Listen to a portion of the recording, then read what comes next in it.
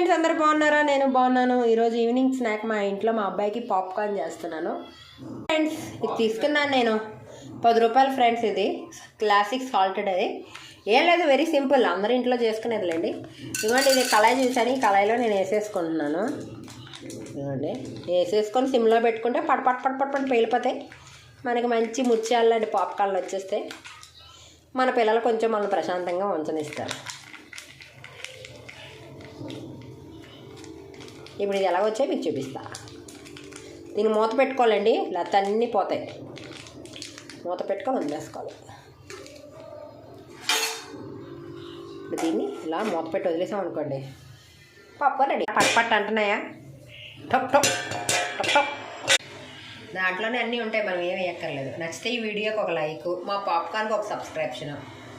Please friends, మా popcorn like చేయండి, subscribe చేయండి.